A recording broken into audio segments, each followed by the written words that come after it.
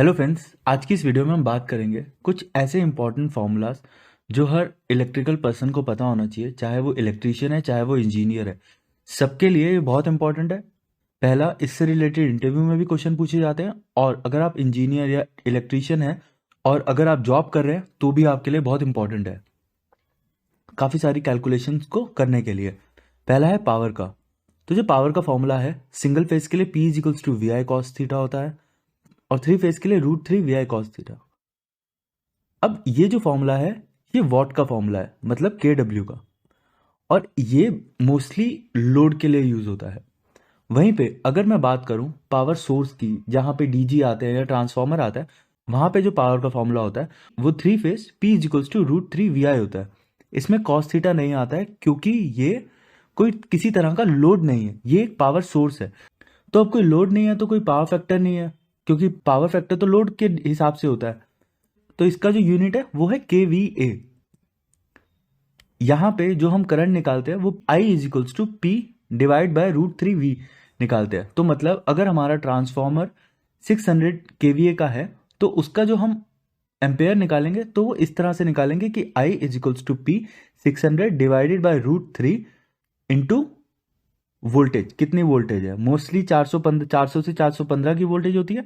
तो 400 से 415 जो वोल्टेज आपके यहाँ पे है आप उस हिसाब से निकाल सकते हैं, या जो वोल्टेज आपने डीजी या ट्रांसफॉर्मर की सेट करी हुई है आप उस हिसाब से निकाल सकते हैं।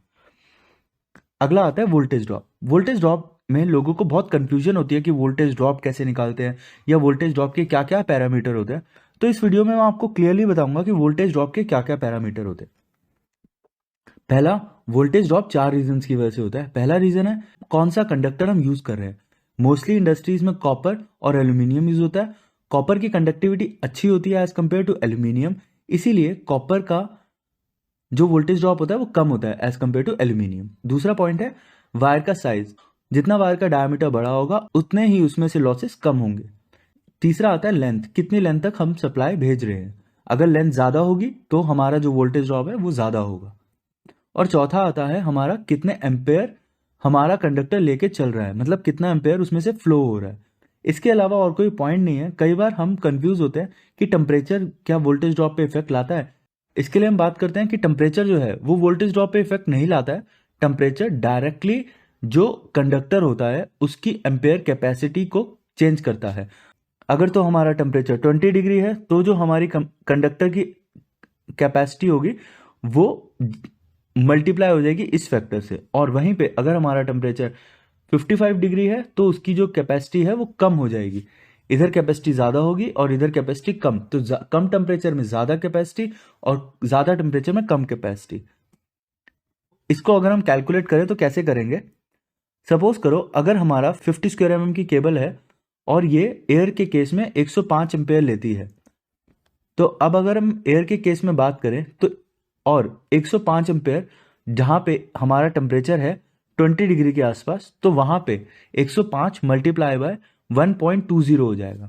और वहीं पे अगर हमारा 40 डिग्री के आसपास है तो हमारी जो कंडक्टर की कैपेसिटी होगी वो 105 पूरी होगी। और अगर हमारा टेम्परेचर जो है वो 55 डिग्री है तो जो उसकी एम्पेयर कैपेसिटी है वो कम हो जाएगी। That is 105 multiply by 0.82, 105 multiply by 0.82। जो आंसर आएगा वो कैपेसिटी है। तो टेम्परेचर डायरेक्टली वोल्टेज ड्रॉप पे कोई इफेक्ट नहीं लाता है। टेम्परेचर जो है वो कंडक्टर की कैपेसिटी, करंट कैपेसिटी को कम ज्यादा करता है। अब आते हैं अपने वोल्टेज ड्रॉप वाले टॉपिक पे। तो वोल्टेज ड्रॉप के मैंने आपको बताया चार reason: type of conductor, size, length और कितना करंट लेके चल रहा है। तो अब इस पे बात करते हैं कैसे। पहले हम टाइप ऑफ कंडक्टर पे जाएंगे। अगर हमारा एल्यूमिनियम कंडक्टर है तो हमारे वोल्टेज ड्रॉप का ये चार्ट है। ये चार्ट आपको इजीली मिल जाएगा अगर आप गूगल पे जाके सर्च करोगे। सपोज करो अगर आपको KEI केबल का निकालना है या हेवल्स की केबल का निकालना है तो आप डायरेक्टली लिख सकते हैं हेवल्स केबल मैनुअल PDF, और आपको गूगल पे इजीली मिल जाएगा PDF। आप उसमें से चार्ट देख सकते हैं। तो अब हम बात करते हैं वोल्टेज ड्रॉप की एल्यूमिनियम के केस में। तो अब सपोज करो हमारी 300 की केबल है, 300 का जो फैक्टर है वो 0.26 है, तो हमने यहाँ पे लिख दिया 0.26। अब ये कितने किलोमीटर तक जा रहा है, तो कितने किलोमीटर तक जाएगा उतना हमें लिखना है। यहाँ पे मैंने 1 किलोमीटर लिया है तो हम 1 लिख देंगे। अगर 100 मीटर होगा तो हम लिखेंगे 100 डिवाइडेड बाय 1000। 60 मीटर्स होगा 60 डिवाइडेड बाय 1000। तो यहाँ पे हमने किलोमीटर लिख दिया, उसके बाद कितनी एम्पेयर की कैपेसिटी है, तो आया हमारा 26 वोल्ट्स का वोल्टेज ड्रॉप होगा। अब इसमें कहीं पे भी टेम्परेचर नहीं आया, इसमें चार चीजें आई हैं। पहला है मटेरियल कौन सा है, दूसरा है कितना साइज है मटेरियल का, 300 हमने लिया तो उसके हिसाब से इसका फैक्टर कितना है। तीसरा पॉइंट है कितने लेंथ तक जा रहा है, तो लेंथ हमने ले ली 1 किलोमीटर। चौथा पॉइंट है हमारा एम्पेयर कैपेसिटी, हमने एम्पेयर कैपेसिटी ले लिया, हमारा वोल्टेज ड्रॉप आ गया सीधा हिसाब। तो ये वोल्टेज ड्रॉप का फॉर्मूला है। अगला आते हैं हम सीरीज ऑफ पैरेलल रेजिस्टेंस के फॉर्मूले पे। सीरीज के केस में जो हमारा फॉर्म, अगर हमारे 3 रेजिस्टर्स हैं तो उसका फॉर्मूला होता है R is equals to R1 plus R2 till Rn। जितने भी R होंगे उनको हम प्लस करते रहेंगे। पैरेलल के केस में रेजिस्टर का फॉर्मूला है 1 अपॉन में R is equals to 1 upon में R1 प्लस 1 अपॉन में R2। जितने भी R हैं वो इसी हिसाब से प्लस होते रहेंगे। इसको कैलकुलेट करते हैं। अब सपोज करो हमारा रेजिस्टर है, जिसका 1 ओम है, 5 ओम, 6 ओम और 10 ओम। तो हमने सीरीज के केस में इसको ऐड कर लिया तो आया 21 ओम्स। अब वहीं पे अगर ये पैरेलल के केस में है तो वो हम करेंगे 1 अपॉन में 5 प्लस 1 अपॉन में 6 प्लस 1 अपॉन में 10। तो ये आ रहा है हमारा 2.17 ओम। तो इस तरह से हम रेजिस्टेंस निकाल सकते हैं सीरीज और पैरेलल का। ये वाला फॉर्मूला मोस्टली उन्हीं जगहों पे यूज होता है, अगर आप डिजाइनर हैं तो उसी जगहों पे ये फॉर्मूला यूज होगा, या इंटरव्यू पॉइंट ऑफ व्यू से भी ये फॉर्मूला बहुत इंपॉर्टेंट है। अगला आता है हॉर्स पावर में। इसमें जनरली लोग कंफ्यूज होते हैं। तो हमारा 1 किलोवाट होता है इक्वल्स टू 0.46 हॉर्स पावर।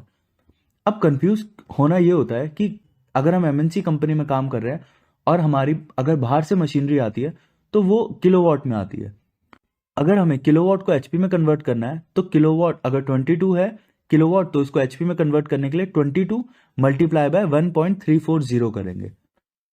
और अगर हमारा एचपी में मोटर है, सपोज करो हमारे घरों में जो मोटर आती है वो एचपी में आती है, तो अगर हमारी 1 एचपी की मोटर है तो 1 मल्टीप्लाई बाय 0.746 जो कि आएगा 746 वॉट या 0.746 किलोवाट। अब बात करते हैं सिंगल फेज के केस में हॉर्स पावर। अगर हमें डायरेक्ट हॉर्स पावर से पावर निकालना है तो उसका फॉर्मूला होता है horse power equals to VI power factor divide by 746। और वहीं पे 3 फेज के केस में horse power is equals to √3 VI power factor divide by 746। तो ये हुआ हमारा हॉर्स पावर निकालने का तरीका। अगला है हमारा यूनिट इलेक्ट्रिसिटी बिल। अब हमें पता है कि एक यूनिट जो है हमारा 1000 वॉट आवर का होता है। तो अगर हम कैलकुलेट करें कि हमारा बल्ब है जो 100 वॉट का है तो कितने घंटे चलेगा कि वो 1 यूनिट कंज्यूम करेगा। तो 1 यूनिट कंज्यूम करने के लिए 100,000 divided by 100 is equals to 10 hours. मतलब एक बल्ब अगर हमारा 10 घंटे चलेगा तब वो 1 यूनिट कंज्यूम करेगा। और अगर हम फैन की बात करें, फैन अगर हमारा 70 वॉट का है तो 1 यूनिट वो कंज्यूम करेगा 1000 डिवाइडेड बाय 70, मतलब 14.2 आवर्स में वो 1 यूनिट कंज्यूम करेगा। तो इस तरह से हम इलेक्ट्रिसिटी बिल निकाल सकते हैं। तो इस तरह से हम कोई भी इलेक्ट्रिकल कंजम्पशन को कैलकुलेट कर सकते हैं। आई होप आज की इस वीडियो से आपको कुछ इंपॉर्टेंट फॉर्मूलाज क्लियर हुए होंगे और ये आपको यूज आएंगे या इंटरव्यू में या आपकी प्रोफेशनल लाइफ में। अगर ऐसी वीडियोस आपको और देखनी है तो आप मेरे चैनल को सब्सक्राइब कर दीजिए। वीडियो देखने के लिए धन्यवाद।